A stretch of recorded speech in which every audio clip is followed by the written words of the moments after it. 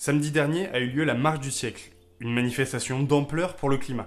Une occasion pour tout le monde de s'interroger sur son propre impact écologique. Aujourd'hui, la plupart des gens ferment le robinet lorsqu'ils se lavent les mains, éteignent la lumière lorsqu'ils quittent une pièce et ne jettent plus de détritus par terre. Et pourtant, nous continuons de polluer, de façon invisible à travers nos smartphones et nos ordinateurs. Aujourd'hui, on va s'intéresser à la pollution la moins connue de toutes, la pollution numérique. La vidéo que vous regardez actuellement pollue. Mais ce n'est pas tout. Vous-même, en regardant cette vidéo, vous polluez. Comment fonctionne Internet ? Très schématiquement, il y a notre ordinateur, des câbles et des bases de données qui stockent des milliards d'informations. Lors d'une recherche, lorsqu'on tape par exemple YouTube Reason, nous demandons à notre ordinateur d'envoyer une requête d'informations à travers des câbles jusqu'aux bases de données. Ce sont les bases de données qui ensuite nous redirigent vers le site web demandé. Ces bases de données sont de gigantesques disques durs qui tournent 24 heures sur 24. Et qu'est-ce qui se passe quand on laisse tourner du matériel informatique 24 heures sur 24 ? Ça chauffe, et ça chauffe très fort même. Tant et si bien qu'il faut d'énormes ventilateurs qui consomment énormément d'électricité pour refroidir ces bases de données. Faisons ensemble mon autocritique. Pour écrire une vidéo, je fais entre 10 et 15 heures de recherche suivant ma connaissance sur le sujet. D'après mon historique internet, je fais en moyenne 15 recherches par heure. Une recherche, c'est l'équivalent de 2 heures d'une ampoule 12 volts allumée. Au minimum donc, je laisse allumer la lumière pendant 300 heures pour écrire une vidéo. Mais pour mieux comptabiliser les dépenses en énergie, on va compter tout ça en grammes de CO2. Une recherche internet consomme 7 grammes de CO2. Multiplié par les 15 heures que je passe de recherche, multiplié par les 15 recherches que je fais par heure, on arrive à 1575 grammes de CO2 dépensés pour l'écriture de la vidéo. Lorsque je ne trouve pas toutes les informations dont j'ai besoin, j'envoie des mails à des professeurs, des chercheurs, des gens qui savent, eux, de quoi ils parlent. Un mail, c'est à nouveau 7 grammes de CO2.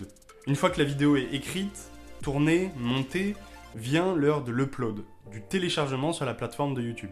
Cette fois-ci, c'est moi qui remplis les bases de données. Une vidéo faisant en moyenne 2 gigaoctets, c'est à nouveau 200 heures de consommation électrique, soit 750 grammes de CO2.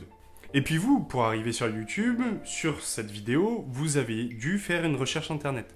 Si à l'échelle de chacun, chaque recherche dépense très peu, puisque je fais environ 3 millions de vues par vidéo, vous imaginez donc la dépense et l'émission en CO2.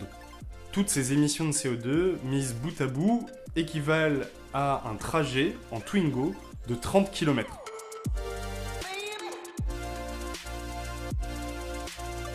Bon, dans cette vidéo, je suis pas en train de vous dire d'arrêter Reason. D'ailleurs, abonnez-vous et mettez la cloche. En revanche, il devient important de consommer Internet de façon intelligente. En ce qui me concerne, j'ai la prétention et l'espoir de me dire que la pollution engendrée par la réalisation de cette vidéo sera largement amortie par notre prise de conscience et notre changement d'habitude.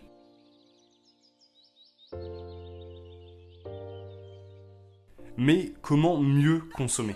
Il existe plein de façons de réduire son impact écologique sur Internet. Téléchargez Ecosia, c'est un moteur de recherche comme Google Chrome, comme Firefox, comme Internet Explorer, sauf que ce moteur de recherche s'engage à planter un arbre toutes les 45 recherches que vous ferez. Je vous mets d'ailleurs en description le lien d'un reportage qui a été fait sur Ecosia et qui montre le fonctionnement et le plantage de tous ces arbres.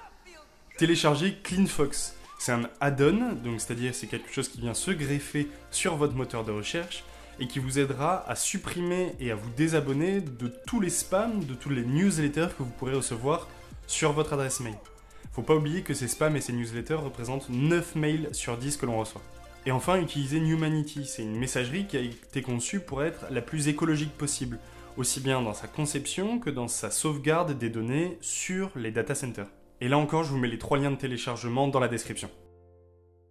Aujourd'hui, si Internet était une nation, il serait la 6e nation la plus polluante du monde.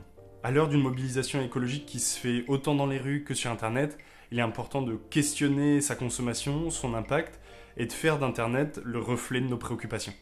J'espère que ça résonne, à la semaine prochaine.